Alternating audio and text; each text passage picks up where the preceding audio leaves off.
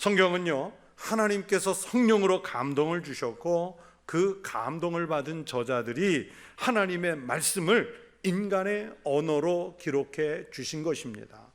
그래서 오늘 본문 21절이 말씀하시지 않습니까? 예언은, 여러분 여기서 예언은 다름이 아니라 하나님이 성경을 통해 주신 말씀을 뜻합니다. 예언은 언제든지 사람의 뜻으로 낸 것이 아니요 오직 성령의 감동하심을 받은 사람들이 하나님께 받아 말한 것이라. 만일 하나님이 하나님의 언어를 가지고 하나님의 나라의 이야기를 하셨다면 여러분 그 하나님의 언어를 알아들을 수 있는 인간이 이 세상에 아무도 없습니다. 여러분 예수님께서 천국을 설명하실 때 비유로 설명하신 이유들이 그렇지 않습니까? 여러분 천국을 하나님의 언어로 말하면 우리가 이해할 수 없어요. 그래서 쉽게 설명하려고 수사학적으로 비유를 사용하신 겁니다. 그런 것처럼 하나님의 뜻을 우리에게 선포하시기 위해서 하나님의 영, 성령에 감동된 사람들에게 하나님이 말씀을 주셨고 그분들이 그것을 기록해서 성경이 돼서 오늘 우리가 받아서 그것을 읽고 있습니다. 그래서 성경을 읽어치울 책이 아니라 하나님의 뜻을 찾아내기 위해서 그 말씀 속으로 들어가 반복적으로 읽고 또 그것을 연구하고 그것을 삶의 자리에서 실천할 때 여러분 그 성경이 우리에게 주시는 축복이 있어요. 그런데 이런 복에도 불구하고 대부분의 그리스도인들은 그렇게 하지 않습니다. 그리스도인이라고 하면서도 하나님의 말씀과 동떨어진 삶을 삽니다. 하나님의 말씀을 접할 수 있는 여러분 나름대로의 다른 방식을 혹시 가지고 계신 게 있으세요? 여러분 우리가 환상을 보고 하나님의 계시를 찾을 수가 있어요. 그런데 그 환상이 매일 내려옵니까?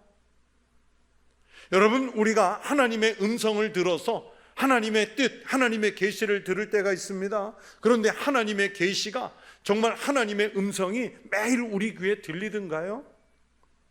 아니면 자연을 통해 하나님께서 역사하시는 그 계시가 우리 눈앞에서 매일 펼쳐지던가요? 간헐적으로 초자연적으로 하나님의 뜻이 환상으로 음성으로 자연으로 우리에게 보일 때가 있지만 그러나 그것은요 어쩌다가 일어나는 일이고 통상 우리의 삶 속에서 지속적으로 반복해서 우리에게 꾸준히 말씀하시는 것은 바로 성경이잖아요. 하나님의 말씀이잖아요. 그런데 하나님의 말씀 사람들에게 주셔서 이렇게 정확하게 기록된 말씀을 접하지 않은 채로 우리가 어떻게 하나님의 뜻대로 산다고 말할 수 있겠습니까? 성경을 제대로 읽고 그 성경을 연구해서 그 말씀대로 살아야 합니다. 그렇지 못하면 말씀을 아무리 많이 알아도 말씀대로 살지 못해요. 예수님 당시의 바리새인들이나 서기관 같이 성경에 능통한 학자들도요 그런 경우 때문에 주님으로부터 자꾸 책망을 받는 말씀이 성경에 종종 나오지요. 제가 얼마 전에 금년 설교에 자주 등장할 목사님 그리고 그분의 책이 있다고 말씀드렸지 않습니까? 유진 피터슨 목사님의 이 책을 먹으라라는 책이라고 말씀드렸는데 이 책을 먹으라는 책에 성경 읽기에 대해서 유진 피터슨 목사님이 이런 부분을 설명한 것이 있습니다. 여러분 누가복음 10장 25절 이하는 우리가 잘 알고 있는 선한 사마리아 사람의 비유를 예수님께서 말씀하셨는데 이 유진 피터슨 목사님이 이 선한 사마리아 사람의 비유를 가지고 설명하는 얘기가 나와요. 그 선한 사마리아 사람의 이야기가 나오는 배경이 있지 않습니까? 예수님께서 예루살렘으로 가시는 길에 한 율법교사를 만났어요. 그 율법교사는 예수님을 시험해 보려고 선생님 내가 무엇을 하여야 영생을 얻으리이까? 이런 질문을 예수님께 던졌어요. 이 질문에 대해 예수님은 그 율법교사에게 율법에 무엇이라 기록되었으며 네가 그것을 어떻게 읽느냐 그렇게 물으셨어요. 네가 읽은 것이 무엇이냐? 이런 질문을 하신 것이 아니라 네가 어떻게 읽느냐? 그 말씀 속의 내용을 어떻게 어떻게 이해하면서 읽느냐? 이걸 질문하신 거예요. 즉 어떤 의도를 가지고 하나님의 기록된 말씀을 읽고 있느냐? 이 질문을 하신 거예요. 여러분, 이 율법교사가 예수님께 질문할 때 예수님의 뜻을 구한 것이 아닙니다. 적절한 신앙의 태도를 묻는 것도 아닙니다. 정말로 영생을 얻는 길을 몰라서 묻는 것도 아닙니다. 예수님을 시험해 보기 위해서 던진 질문이죠. 유진 피터슨 목사님은 이 부분에 대해서 그 율법교사는 한마디로 어떻게든 예수님을 한 방 먹이려고, 한 방 때리려고 질문했다는 거예요. 맞는 얘기죠.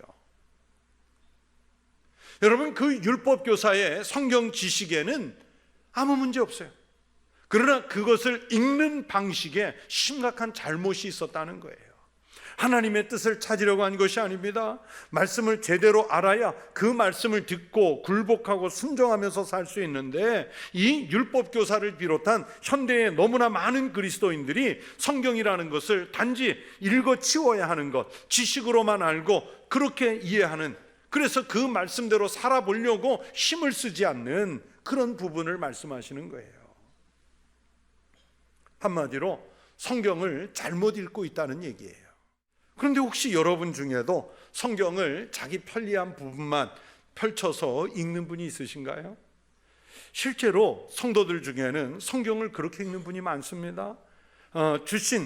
그날에 주신 말씀이라 해서 파편화된 말씀을 읽는 분들, 아니면 큐티를 한다고 해서 통전적인 내용은 잘 모르지만 성경을 쪼각내서 읽는 분들이 많아요. 성경을 또 읽어가면서 나름대로 규칙에 따라 읽고 공부하고 연구하는 것이 아니라 그날 아침에 탁 펼쳐서 읽었더니 그날 꼭 필요한 말씀을 하나님이 응답으로 주시더라, 이렇게 말씀하시는 분을 의외로 많이 볼 수 있어요. 물론 가끔 맞아들을 수는 있지만 그건 바른 방법이 아닙니다. 그러다가 앞에 웃자고 한 얘기처럼 그런 말씀들이 연속으로 나오면 여러분 어떡하겠어요? 히틀러에 대항했다가 교수형을 받은 디트리 보네퍼 목사님은 신도의 공동생활이라는 책에서 성경을 통전적으로 읽지 않고, 즉 전체적인 맥락을 이해하면서 읽지 않고 자기 편리한 대로 부분 읽는 것을 죄악시하기까지 했어요. 보네퍼 목사님은 성경을 그렇게 읽는 걸 죄악이라 그랬어요. 성경은 바르게 읽고 바르게 연구해서 그 내용까지 습득해서 하나님께서 나와 우리에게 함께 하시는 말씀으로, 음성으로 제대로 들어야 합니다. 여러분, 신앙생활을 몇 년 하셨습니까? 그리고 그 세월 동안 하나님의 말씀을 연구하는 일에 얼마나 투자하셨는지요? 혹시 교회는 오래 다녔지만, 직분의 연륜은 높아졌지만 하나님의 말씀에 대해 공부하고 읽는 일에 전혀 투자하지 않고 대충 지식만으로 성경을 알았다고 말하는 그런 미련한 신앙은 아니신지요?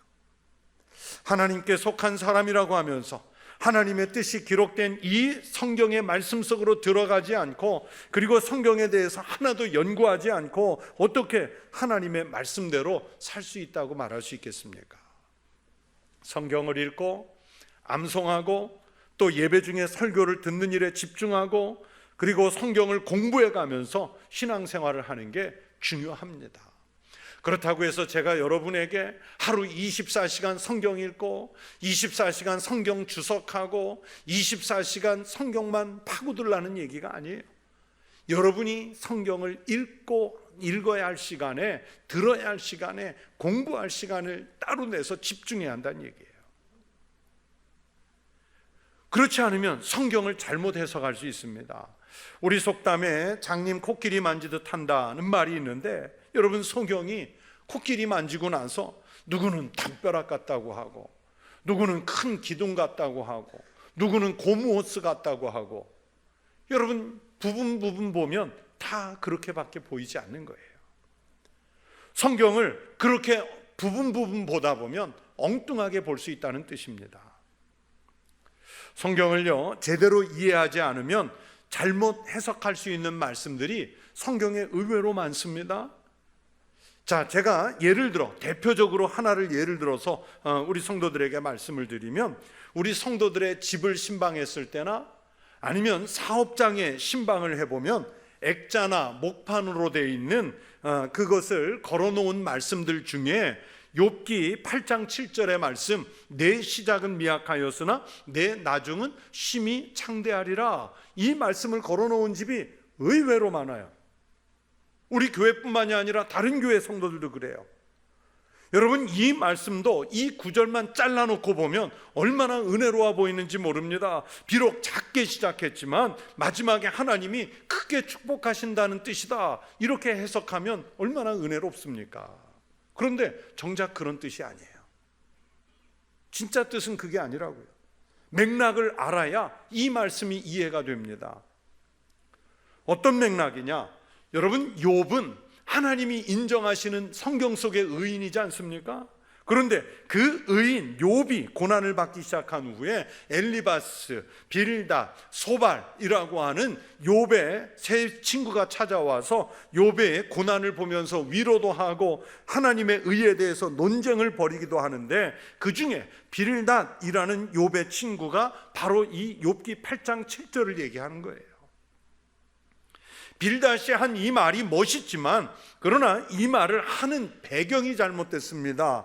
빌닷 자기는 지금 정의로운 하나님을 믿고 있고, 그러면서 욥, 너는 지금 뭔가 하나님 앞에 속이고 있는 잘못된 큰 죄를 범한 게 있으니까 하나님 앞에서 이제 청결하고 정직해라. 그러면 반드시 너를 돌보실 것이고 평안을 회복시키실 것이다. 네가 비록 힘들겠지만 그만 이제 하나님 앞에서 정직해라. 그러면 그 정직이 지금 시작은 작았지만 나중에 하나님께서 크게 하실 것이다. 이렇게 겁박하는 말씀인 거예요.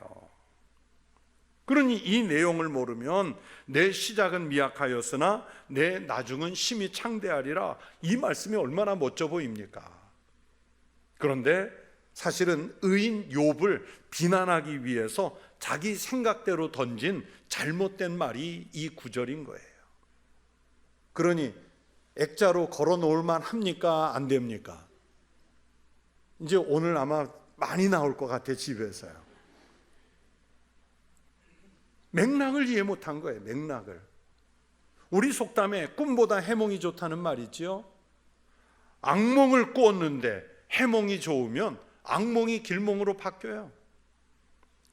설교를 하면서 저희 같은 목회자들이 설교하면서도 성경을 잘못 해석하면 내용은 틀리는데 말씀이 마치 맞는 것처럼 선포돼서 은혜로운 것처럼 여러분의 귀에 들릴 수도 있어요. 그러면서 성도들이 이 틀린 말씀 듣고 은혜 받았다고 얘기할 때도 있어요. 그러나 목회자의 양심상 그렇게 되지 않도록 잘 준비해야 되겠지요. 여러분, 성경을 통전적으로 바르게 이해하지 못하면 아무리 신학을 수십 년 공부했어도 이런 실수할 수 있고요. 아마 저도 많이 했을 거예요.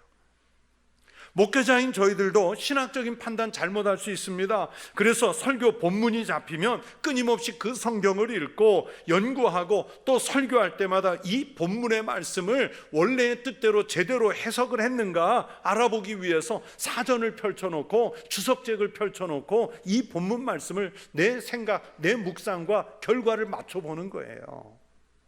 검사를 하는 거예요. 검사를. 오늘 우리가 읽은 이 성경 말씀에서 사도 베드로를 통해서 하나님이 말씀하십니다. 성경의 모든 예언은 사사로이 풀 것이 아니니 하나님의 말씀을 자기 마음대로 함부로 풀지 말라는 말씀입니다. 왜냐하면 성경의 이 말씀들은 사람이 자기 지식이나 경험을 통해서 쓴 글들이 아니라 오늘 본문이 말씀하죠. 오직 다른 길 없이 오직 성령의 감동하심을 받은 사람들이 하나님께 받아 말한 것이기 때문입니다. 하나님께서 하신 이 말씀을 인간의 말로 함부로 풀다가 커다란 실수를 범할 때가 있습니다. 이단들이 범하는 최대의 실수가 다 거기에 있습니다. 자기들 마음대로 성경을 해석하고 그러면서 그 중심에다가 이단의 교주를 갖다 놓지요. 모든 말씀이 결국에는 그 교주 자기에게로 향하도록 이끌어갑니다. 교인들이 처음에는 모르다가 그 잘못된 성경 말씀 해석에 그냥 가스라이팅을 당해서 나중에는 거기에 빠져가지고 헤어나오지 못한 채로 교주를 섬기고 이단에 그냥 속해 있는 거예요. 우리 그리스도인들이 그런 심각한 오류에 빠지지 않고 믿음 생활을 잘하려면 그래서 교회가 제공하는 대로 성경을 체계적으로 꼼꼼하게 읽고 그러면서 또 열심히 연구를 하면서 믿어야 합니다. 여러분, 성경을 읽지 않고 연구하지 않고 실천하지 않고 그 그리스도인이라고 말할 수 없어요. 읽었으면 연구하고, 연구하면서 하나님의 뜻을 찾아야 하고, 또 찾았으면 그 말씀대로 살아야지요. 세상 공부 많이 해서 학벌이 높다고 자연히 성경까지 아는 것 아닙니다. 교회에서 중직을 받았다고 그 직분이 성경을 알게 해주는 것 아니에요. 연륜이 성경을 배우게 하는 것 아닙니다. 그냥 우리가 정말 하겠다는 의지를 갖고 해야 되는 거예요. 우리 교회는 주보에 헌금자 내용이 들어가지 않아서 이런 실수를 볼 수 없는데, 제가 몇 해 전에 다른 교회 설교할 일이 있어서 갔다가 주보를 이렇게 넘겨보다가 깜짝 놀랐어요. 그 주보에 감사 헌금자 명단과 감사 헌금의 내용이 이렇게 포함이 됐는데, 그 내용 속에 뭐가 있었냐면 49제 감사 헌금이 있었어요. 여러분, 49제가 뭔지 아세요? 근데 의외로 우리 기독교인들도 49제를 많이 해요. 내용도 모르고. 여러분, 이 49제라는 것은 불교에서 죽은 영혼이 아직 극락에 가지 못하고 이생과 하늘의 중간, 이것을 중천이라고 하거든요. 그 중천이라는 곳에 며칠간을 머무느냐? 49일간을 머물다가 이제 완전히 이 세상을 떠나서 하늘로 가는 날을 49일째로 보는 거예요. 그러면서 우리 부모님 돌아가신 지 49제 했다고 감사헌금을 한 거예요. 맞습니까? 틀립니까? 잘못한 거예요. 몰랐기 때문에, 배우지 않았기 때문에 그렇게 한 거예요. 또 하나, 전에 제가 실제 목회하던 교회에서 주일 예배 대표 기도를 하셨던 장로님이, 그날 주일이 마침 개천절이었어요. 10월 3일 개천절 날이 주일이었는데, 그 주일날 단군을 통해서 우리 민족의 역사를 열어주시고 하늘을 열어주셔서 감사합니다, 이 기도를 했어요. 제가 깜짝 놀랐어요. 우리 교회의 목회자로서 깜짝 놀랐어요. 이거 내가 잘못 가르쳤다, 이건. 이 성경적으로 절대 맞는 기도가 아니죠. 이런 오류들은 하나님의 말씀, 성경을 전혀 이해하지 못한 데서 오는 배경이에요. 오늘 우리가 읽은 성경에서 주님이 말씀하십니다. 성경을 사사로이 풀지 말라고 하시죠. 사사로이 푼다는 것은 정확한 신학적인 기초를 갖지 못한 채 자신의 경험이나 세상적인 지식 등을 대입해서 성경을 읽어내는 것을 말합니다. 그러다 보면 커다란 실수를 범할 수 있어요. 그래서 성경을 사사로이 풀지 않으려면 체계적으로 읽고, 읽었으면 연구하고 실천해야 할 필요가 있어요. 요즘에는요, 우리 성도들이 조금만 관심을 기울이면 성경을 잘 배울 수 있는 방법이 참 다양하게 있습니다. 우리 교회 같이 어느 정도 규모가 있는 교회들은 성경을 제대로 가르치기 위해 성경 공부반들을 개설하지만, 그렇지 못할지라도 또 선교단체나 신학교 등에서 평신도들을 위한 성경반들을 개설하기도 하고요, 또 목회자의 도움을 받아서 안전하고 좋은 프로그램을 소개받아서 성경을 배울 수 있는 곳들을 찾아낼 수가 있어요. 가까운 기독교 서점에 가면 우리 성도들이 자기의 신앙의 연륜에 맞는 성경 공부 교재들, 아니면 각종 주석들이 달려있는 그 스터디 바이블들, 또는 강해 서적들, 평신도들 용으로 만들어진 주석서들을 많이 볼 수 있어요. 그러면 처음 읽는 초보 성경 일독자들은 뭐 그것까지 활용할 수는 없는데, 내가 그래도 몇 년 읽었다, 몇십 독 했다, 그래서 성경 읽기에 익숙해지면 그런 것들을 성경 읽을 때 옆에 펼쳐놓고, 아니면 그 성경 주석이 있는 성경 자체를 펼쳐놓고 읽어가면서 하나님의 뜻을 같이 연구할 필요가 있어요. 많은 도움이 됩니다. 여러분에게 묻습니다. 여러분이 늘 신앙 고백하시는 대로 정말 예수 그리스도를 믿는 믿음의 삶을 여러분의 생활에 우선순위에 두고 계시는지요? 내 인생의 모든 것들 앞에 예수 그리스도를 믿는 신앙을 두고 계십니까? 예수를 믿는 것보다 더 중요한 일은 없습니다. 그러면 그렇게 중요한 신앙생활을 우리가 대충 할 수는 없는 일이지 않습니까? 신앙생활을 대강한다면 이것은 하나님 앞에서 매우 어리석은 일입니다. 여러분, 학생 시절을 떠올려 보세요. 공부를 대충 하고 시험 보셨습니까? 그러면 성적도 대충 나오는 거죠. 여러분, 냉철하게 생각해 보세요. 지금 여러분이 예수를 믿는 그 태도나 그 방식, 그 열정으로 사업을 하고 직장 생활을 감당한다고 해보세요. 아마 그런 식으로 대충 사업을 한다든지 직장 생활을 하면 망하기 십상입니다.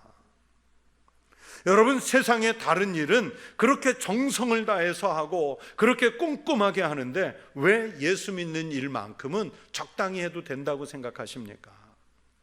우리의 믿음대로 하면 다른 무엇보다도 생명에 문제가 달렸는데 말입니다. 예수 믿는 일을 적당히 하고 하나님 말씀을 읽고 연구하는 일은 대충 해도 괜찮은 것이라고 생각하십니까? 여러분, 예수 잘 믿고 싶으시잖아요.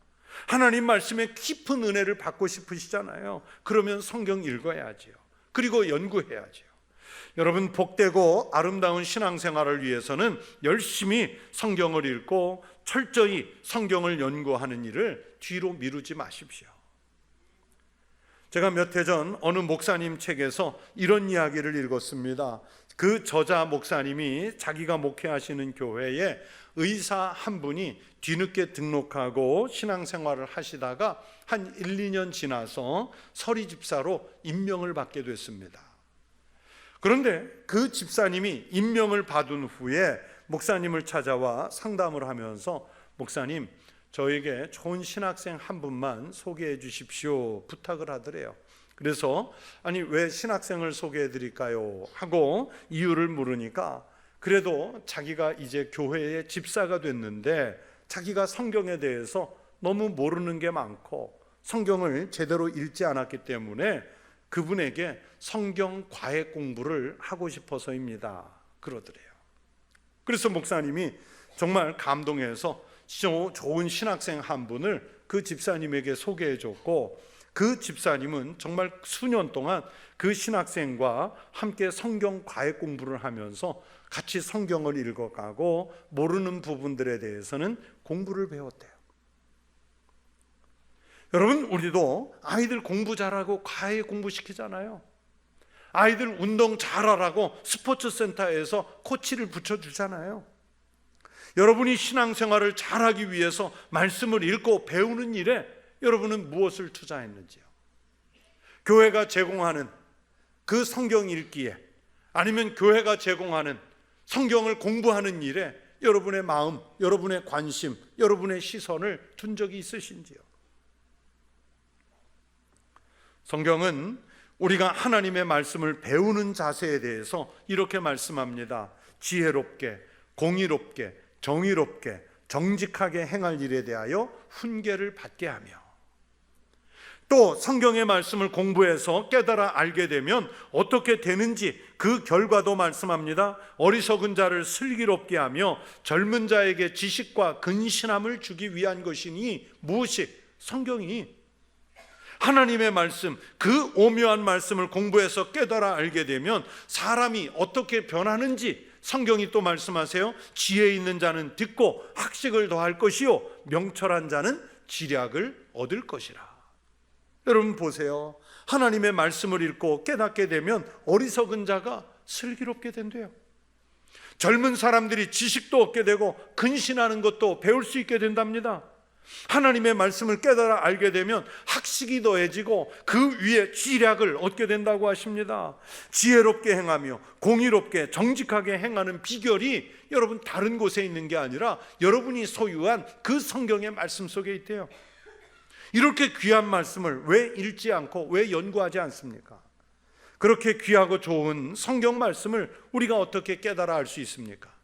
물론 많이 읽어야 하고 그 말씀을 연구해야 하고 또 그 말씀대로 살아내려고 해야 하는 노력이 있어야 합니다. 말씀을 읽지도 않고 연구하지도 않고 신앙생활을 버텨보겠다고 하는 것은 말 그대로 무늬만 그리스도인 되는 겁니다. 하나님 말씀을 읽고 공부하는 일에 여러분의 시간과 여러분의 마음을 금년에 좀 집중해서 써보십시오. 하나님께서 여러분이 예상하는 것보다 더 큰 복을 주실 줄로 믿습니다. 금년에 말씀을 깨달아서 이 말씀의 복을 풍성하게 누리는 우리 청북교회 모든 성도들이 되시기를 주의 이름으로 축원합니다.